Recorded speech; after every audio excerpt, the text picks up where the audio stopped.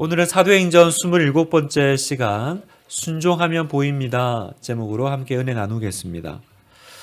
사랑하는 우리 하나교회 성도 여러분, 하나님은 어떤 사람과 일하기를 기뻐하실까요? 하나님은 어떤 사람을 좋아하실까? 어떤 목사님이 재밌는 글을 쓰셨더라고요.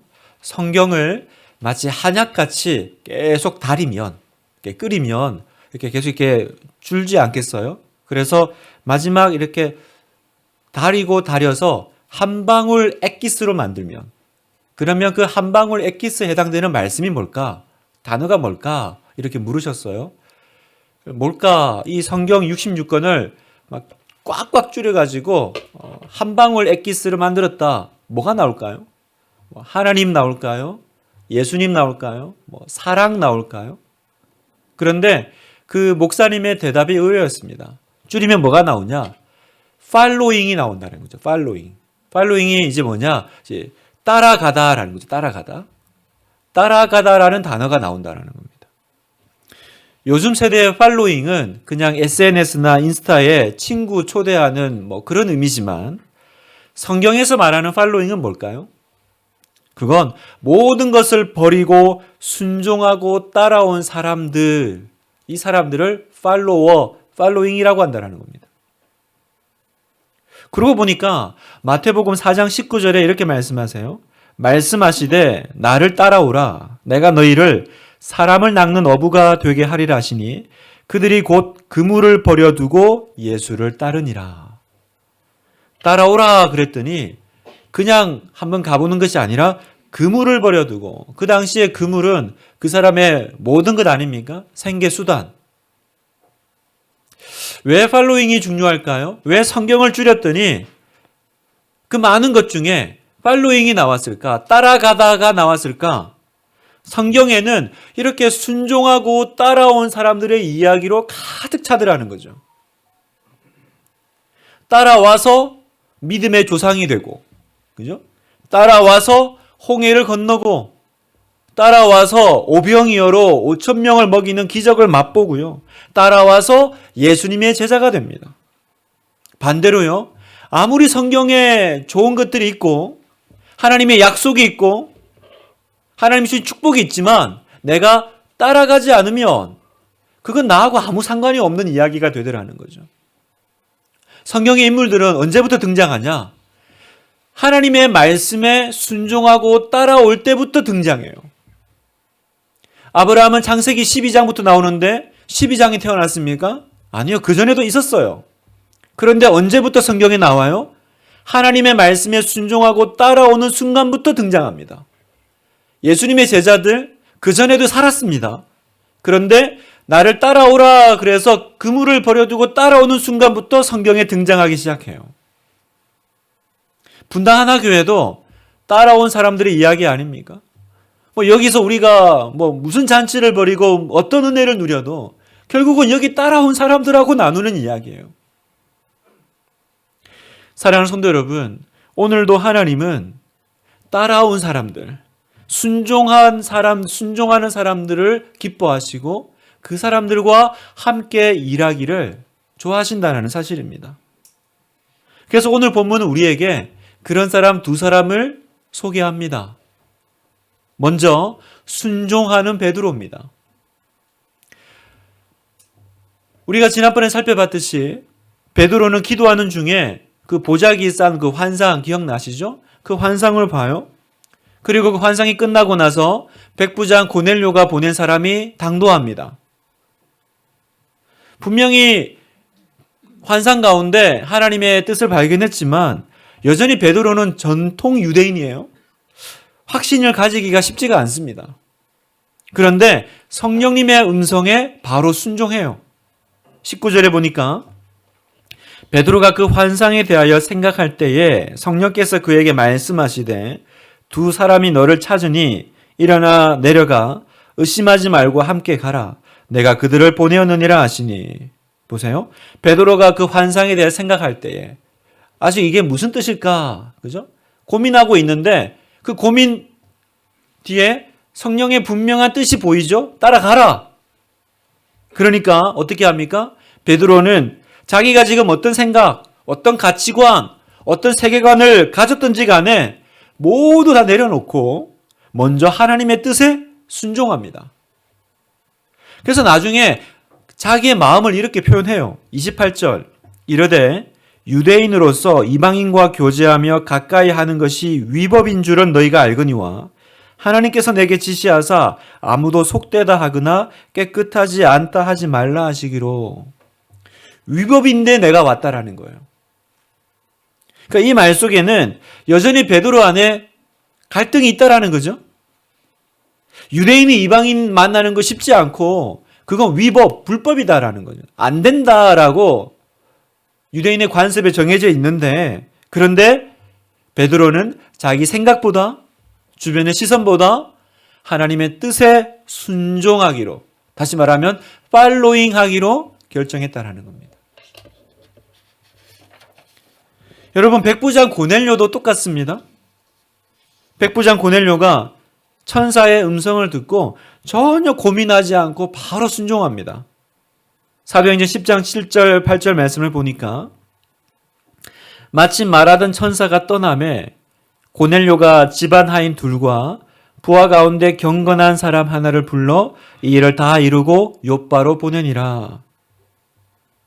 그리고는 고넬료가 사람을 이제 요바로 이제 베드로를 초청하기 위해서 보낸 다음에 일가 친척들과 친구들을 다 자기 집에 초대하고 기다립니다. 24절 이튿날 가이사랴에 들어가니 고넬료가 그의 친척과 가까운 친구들을 모아 기다리더니.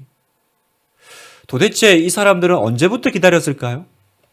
요즘같이 전화가 있는 것도 아니고 카톡으로 주인님 지금 떠납니다 한 것도 아닐 거 아니에요?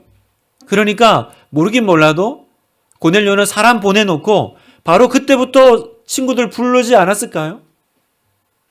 그리고 또 베드로가 올지 안 올지 어떻게 합니까? 온다라는 확답도 없습니다. 그러나 천사가 그렇게 말하니까, 하나님께서 그렇게 말씀하시니까 고넬료는 자기 사람들 집에 다 모아놓고 뭐 해야 되는지도 모릅니다. 무슨 일인지 모르겠지만 하여튼 하나님이 그렇게 하라 하시니 모아놓고 뭐 그랬을 거 아니에요? 하나님이 무슨 일을 하시려나 보다. 한번 기대해보자. 그래서 이유도 영문도 모른 채 어떤 친구들은 앉아 있었을 겁니다. 여러분, 이 베드로와 이 고넬료의 두 공통점은 뭐예요? 말씀에 즉각적인 순종이라는 거예요. 내 뜻과 내 생각과 내가 어떤 가지고 있는 가치관이 있지만 절대 순종. 여기에 지금 머뭇거림이 있나요? 근데 하나님 이런 어떤 이야기가 있나요? 말씀하시니 네 알겠습니다. 절대 순종. 여러분, 믿음은 순종입니다. 사랑하는 여러분, 믿음은 순종입니다. 여러분, 우리가 구원받은 사람이잖아요. 한번 생각해 보세요. 여러분은 믿음으로 구원받으셨죠? 여러분은 행함으로 구원받지 않고 믿음으로 구원받았잖아요. 그런데 성경 어딘가를 보면 마치 행함으로 구원받는 것 같은 구절들이 나와요. 그래서 우리가 좀 헷갈립니다. 자, 야고보서 2장 17절. 야고보서 2장 17절을 보면 이와 같이 행함이 없는 믿음은 그 자체가 죽은 것이라. 이렇게 말씀하시고 또 24절을 보면 이로 보건대 사람이 행함으로 의롭다 하심을 받고 믿음으로만은 아니니라. 아니, 조금 전에 분명히 믿음으로만 구원받는다고 했는데 여기 보니까 행함으로 의롭다 하심을 받고 믿음으로만은 아니니라. 이렇게 얘기하시네요. 자, 어떤 게 정답이죠, 여러분? 이러니까 헷갈리는 거예요. 분명히 믿음으로 구원받는다 했는데 또 성경을 읽다 보면 이제 이런 구절들이 나오니까 우리 성도님들이 헷갈리시는 거예요.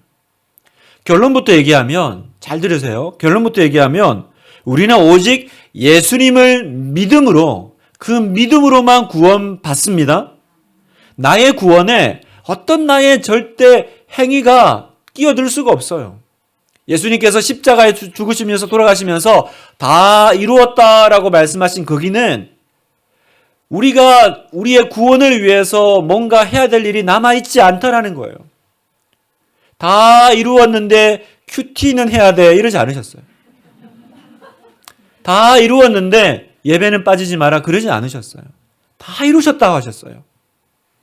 오직 믿음으로 예수님의 공로로 나의 공로가 아니라 그래서 우리는 예수님 믿음으로 자신 있게 담대하게 은혜의 보좌 앞에 나아갈 수 있는 것입니다. 여러분 아멘이시죠? 이거 흔들리지 마세요. 그런데 여기 이제 하나 문제가 있습니다. 자, 믿음으로 구원받는 건 맞는데 문제는 뭐냐? 뭐가 진짜 믿음이냐라는 거예요. 뭐가 진짜 믿음이냐라는 거죠. 자, 지금 제가 불러주는 숫자를 주보에 한번 받아 적어 보십시오. 5, 14, 15, 23, 34, 43. 이 번호는 제가 어젯밤 기도 중에 받은 로또 번호인데요. 웃으신 거 보니까 안 믿으시는 눈치시군요. 자, 어떡하시겠어요? 제가 여러분 보고, 여러분 제가 어저께 말씀 준비하는데 갑자기 하늘이 열리면서 내 보자기 안에 이 숫자가 나타났습니다. 여러분 저를 믿으시죠? 그러면 여러분이 네 믿습니다 목사님 그럴 게 아닙니까? 그럼 믿으면 자 이게 이번 주 로또 번호입니다. 그러면 어떻게 해야 돼요 여러분 믿으면? 그렇죠. 로또를 사야죠. 사야죠. 목사님 돈이 없어가지고 말이 됩니까 여러분? 로또인데 지금? 저를 믿는다고 하면 반드시 로또를 살 겁니다. 아 믿어요 목사님. 그리고는 안 사요? 그러면 사실은 안 믿는 거죠. 살 거예요 안 살 거예요 여러분? 참고로 이 번호는 지난주 로또 당첨 번호예요. 지난주 거. 무슨 말이냐면 여러분 여기서 그 행함이라는 단어가 나올 때마다 우리가 그냥 믿음이야 행함이야 이게 헷갈리는데 행함을 순종으로 바꾸면 다 해결됩니다. 순종으로 바꾸면. 여러분 우리는 믿음으로 구원을 얻습니다. 그런데 그 믿음이 진짜인지 어떻게 증명하겠어요? 순종이 뒤따라올 때 아 내가 믿는 게 맞구나 확신을 가질 수 있다는 거예요. 마치 어떤 사람의 말을 믿으면 그 사람이 말한 대로 내가 순종하는 것처럼. 왜 하나님은 순종하는 사람과 일하기를 기뻐하실까요? 왜냐하면 순종하는 사람이 진짜 하나님 믿는 사람이니까. 베드로와 고넬료는 겸손하게 하나님 말씀에 순종합니다. 그분들에게는 그 내용은 사실은 중요하지가 않아요. 중요한 건 이걸 누가 말했냐 이게 중요한 거죠. 사랑하는 성도 여러분, 우리도 애들을 키우지만 옆집 아이하고 우리 집 아이하고 차이점이 뭡니까? 옆집 아이는 설명 듣고 따라오고 우리 집 아이는 따라오고 설명 듣죠. 이 수준 높은 이야기를 이해하시겠어요 여러분? 잘 보세요. 옆집 아이는 설득하고 설명 듣고 아 그래요? 그러면 따라옵니다. 우리 집 아이는 아빠가 가자 그러면 따라오면서 근데 어디 가는데? 그러면 병원 그러고 데려가서 주사 맞히고 뭐 이러는 거죠. 따라오고 설명 듣죠. 왜요? 내용이 중요한 게 아니에요. 누가 말하느냐가 중요한 거죠. 내용 들어보고 순종할 만하면 순종하고 순종하지 할 만한 것 같지 않으면 순종 안 하는 거는 순종이 아닙니다. 순종이란 말씀하시는 분이 명령을 내리면 일단 따르기로 결정하는 거예요. 여러분 아멘입니까? 이게 순종입니다. 하나님이 이런 사람을 기뻐하시고 이런 사람을 축복하세요. 오늘 본문을 보면 이 베드로와 고넬료는 되게 웃깁니다 사실은. 하나님의 음성을 듣고 순종을 하는데 근데 왜 이런 명령을 내렸는지 두 사람이 잘 몰라요.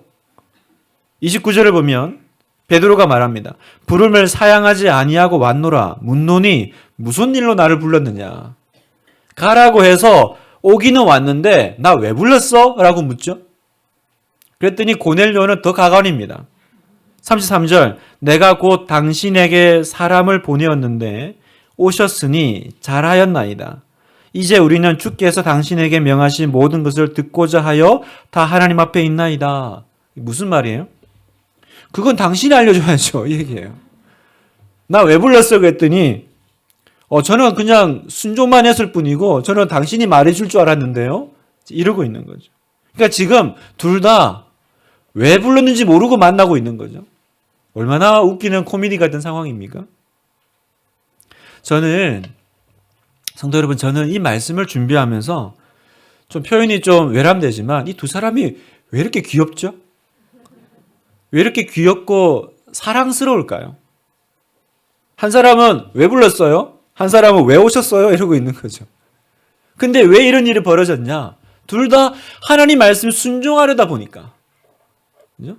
하나님 말씀에 순종하려다 보니까 이런 일이 벌어진 거 아닙니까?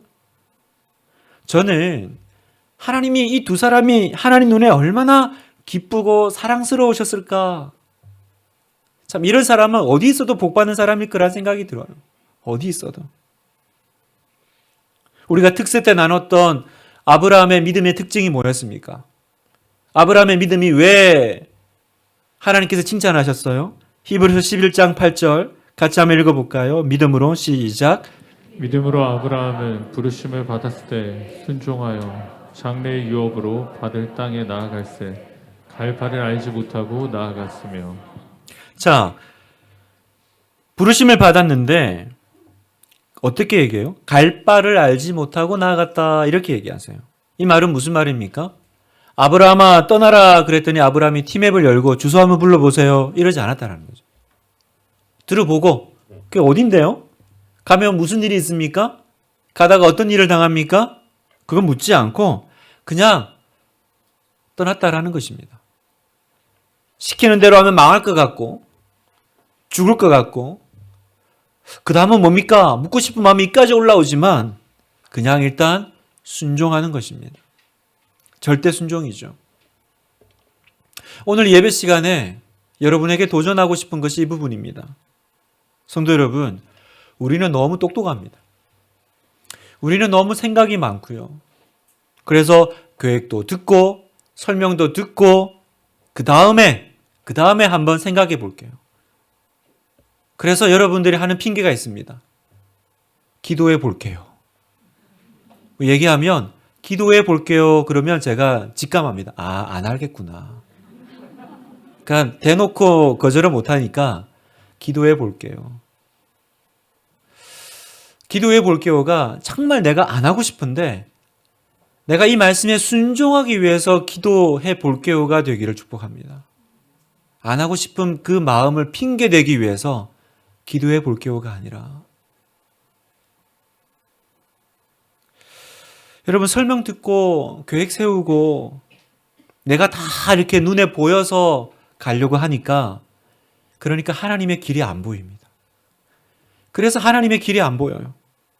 언제나 하나님의 수준은 내 수준으로 내려오셔야 됩니다. 하나님의 길은 저 하늘에 있는데 내가 거기 가야 되는데 꼭 하나님을 내 수준으로 끌어내려서 보려고 하니까 하나님의 길이 안 보여요. 하나님의 길은 누구에게 열립니까? 오직 순종하는 사람에게 열리는 줄 믿습니다. 오늘 설교 제목이 뭡니까?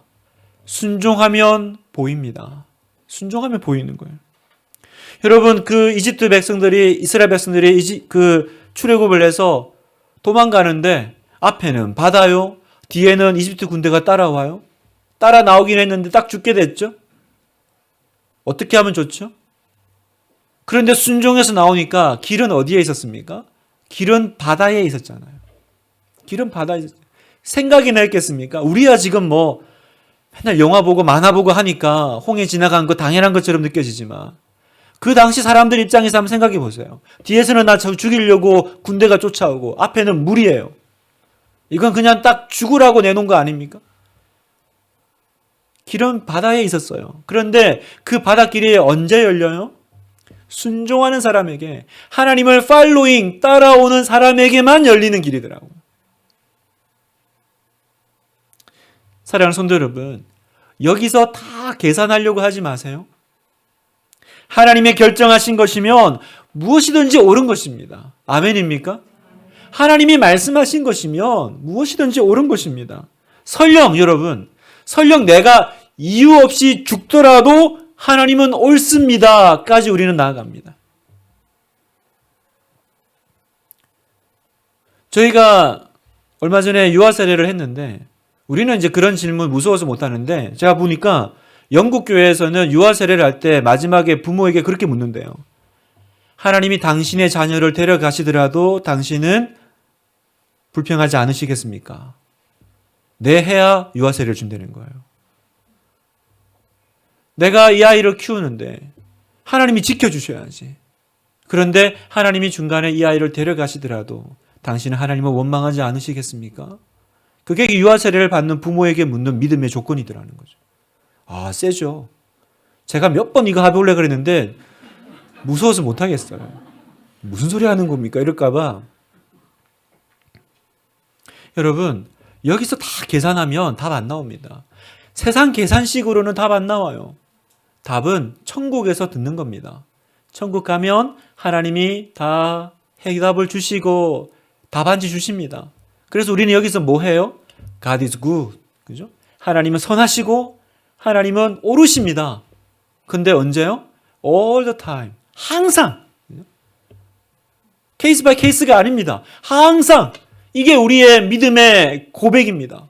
하나님은 선하십니다. 하나님은 옳으십니다. God is good all the time. 언제나. 여러분, 오늘 나가시면 사역 박람회가 있습니다. 누가 나를 붙잡고 부르면 나를 왜 불렀노뇨 이러지 마시고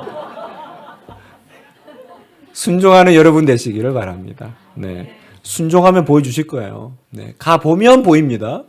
계산하면 안 됩니다. 나를 왜 불렀노뇨 이러지 마시고. 그래서 여러분 순종을 결단을 하니까 그 다음부터 이제 베드로가 용감해지십니다.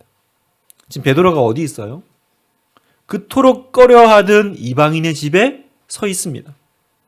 이것이 말씀을 깨달은 사람의 굉장히 중요한 자세입니다. 이제는 더 이상 유대인의 관습도 사람의 시선도 의식하지 않고 담대하게 이방인의 집에 들어가서 말씀을 전하고 있죠. 성도 여러분, 순종을 결단하면 더 이상 안 무서워요. 결단하면 염려가 없습니다. 근데 결단을 못하니까 생각이 많아요. 결단을 못하니까 두렵습니다. 결단하면 마음 편해집니다. 믿음으로 살리라. 내가 순종하리라. 그런데요, 또 놀라운 건 순종하면 그때부터 내가 하나님을 아는 수준이 달라지기 시작합니다. 그 전에 내가 아는 하나님이 아니에요. 그 전에 하나님은 그냥 나를 이집트에서 끄집어낸 하나님인데 순종하니까 바다를 가르는 하나님을 또 경험합니다. 순종하니까 하늘에서 메추라기가 내리는 하나님을 또 경험합니다. 순종하니까 하나님을 아는 깊이가 수준이 달라지는 거죠. 35절 베드로가 입을 열어 말하되 내가 참으로 하나님은 사람의 외모를 보지 아니하시고 각 나라 중 하나님을 경외하며 의를 행하는 사람은 다 받으시는 줄 깨달았도다. 베드로가 입을 열어 말하면서 뭘 말해요? 내가 깨달았다라는 거예요. 몰랐는데 이제 내가 알았다. 뭘 알은 거예요? 아, 하나님은 내가 생각하는 그런 분이 아니시구나. 내가 생각하는 정도의 하나님이 아니라 하나님은 내 생각보다 훨씬 더 넓으시고 크신 분이시구나라는 걸 내가 알았다라는 거예요. 성도 여러분, 이 그전까지 유대인에게만 갇혀있던 베드로입니다. 그 경계가 탁 끊어지는 순간인 거죠. 우리도 말로는 살아계신 하나님 그러지만 실제로는 그 하나님은 언제나 나의 한계와 나의 경험 가운데 갇혀 계신 하나님 아니에요? 여러분의 하나님은 크신 하나님입니까? 여러분의 하나님은 너무 작지 않으세요? 여러분의 하나님을 어떤 하나님으로 믿고 기도하고 있습니까? 우리가 믿는 하나님은 너무 작지 않나요, 여러분? 우리의 기도가 너무 작지 않아요? 울고 있는 사람과 함께 울 수 있어 행복하다라는 책을 쓰신 그 유정옥 사모님 이야기입니다. 목사님은 목회를 하시고 이 사모님이 그 특별한 좀 이렇게 마음에 소원이 있어서 암 환자를 위한 이제 쉼터를 설립하려고 하셨어요. 그래서 땅을 찾다가 적당한 곳을 발견했습니다. 발견하고 보니까 당시 땅값이 7천만 원인데 사모님에게는 친정 엄마가 준 700만 원이 전부인 거예요. 자기 돈은 아예 없고 친정엄마가 이렇게 모아가지고 이제 목회할 때 쓰라고 준 700만 원. 그게 전부인데 사모님이 하나님이 기뻐하실 일이라면 책임져 주세요 하고 계약을 덜컥 한 거예요. 자, 문제는 이제 잔금일이 다가오는데 잔금 6,300만 원이잖아요. 700만 원을 내줬으니까 전혀 준비가 안 되는, 10,000원도 안 모아지는 거예요. 그래서 결국은 내일이 잔금일입니다. 기도하다가 이 사모님이 언니에게 전화를 했습니다. 전화를 해서 이렇게 말했대요. 언니, 내일이 잔금 치르는 날인데 주님이 그 잔금을 어디에 두셨는지 찾기가 어려워서. 언니 보고 해달라는 건 아니고 그냥 함께 보물찾기 좀 해달라고 전화했어. 보물찾기 해달라고. 이렇게 보물찾기라는 단어를 썼더라고요. 그래서 언니가 물었대요. 잔금이 얼만데? 6,300만 원. 그 말에 언니가 화를 넘어서 울음이 섞인 목소리로 말했대요. 정호가 정신 좀 차려라. 너도 다른 사람들처럼 좀 조용히 목회만 하면 얼마나 좋으냐. 아니 네가 믿는 하나님 다르고 내가 믿는 하나님 다르니? 한 부모 밑에서 이렇게 똑같이 예배드리고 자랐는데 넌 왜 그렇게 이상하게 예수를 믿니? 그리고 전화를 이제 끊은 거죠. 1시간 뒤에 언니가 다시 전화가 와서 소리내서 울기 시작했습니다. 그래서 사모님이 아니 돈 해달라는 거 아니니까 울지 마 라고 했더니 언니가 그게 아니고 정호가 네가 믿는 하나님이 다르고 내가 믿는 하나님이 달라서 울어 이러더라는 거죠. 무슨 내용이 들어보니까 네 전화 받고 주님께 너 좀 말려달라고 기도하고 속이 상해서 시장을 나갔는데요. 거기서 그 유정옥 사모를 알던 사랑해 주셨던 한 장로님을 만난 거예요. 장로님이 반가워하면서 그 막내 동생 목회 잘해요? 라고 이제 묻길래 조금 전에 네가 엉뚱한 소리 한 것 때문에 속이 상해서 한참 울었다 그랬더니 그 얘기를 듣고 장로님이 눈물을 뚝뚝 흘리시더라는 거예요. 그러면서 말씀하시더래요. 이렇게 얘기하더라고요. 그 보물 나한테 있어. 내 평생에 베푸신 하나님의 은혜가 너무 놀랍고 커서 주님께 어떻게 보답하고 죽을까 생각했지. 그래서 유산 받은 땅을 팔았어. 지금 그 돈을 가지고 오는 길이야. 주님의 은혜를 티끌만큼이라도 갚고 싶은데 나한테 시간이 없다고. 어쩌면 좋으냐 한탄했는데 어서 동생 은행 계좌 알려줘. 네가 믿는 하나님 다르고 내가 믿는 하나님 다른. 오늘 사도 베드로는 예수님을 만유의 주라고 표현합니다. 36절 만유의 주 대신 예수 그리스도로 말미암아 화평의 복음을 전하사. 예수님을 만유의 주라고 해요. 여기서 만유는 온 우주 만물을 뜻합니다. 예수님이 온 우주 만물을 창조하신 하나님이시다라는 거예요. 여러분 베드로는 예수님과 3년을 동거동락했던 사람입니다. 따지고 보면 베드로만큼 예수님을 잘 아는 사람도 없을 거예요. 그런데 이 예수님의 말씀에 하나님의 말씀에 순종하는 과정에서 또 예수님을 또 새롭게 인식하기 시작한 거예요. 아, 예수님은 단지 이 땅에 오셔서 나 위에 십자가 죽으신 구세주뿐만 아니라 그분은 온 우주 만물의 창조자 하나님, 만유의 하나님이시구나. 사랑하는 성도 여러분, 우리는 그냥 이전에 우리가 경험했던 하나님으로 만족하지 않기를 바랍니다. 옛날에 경험했던 하나님.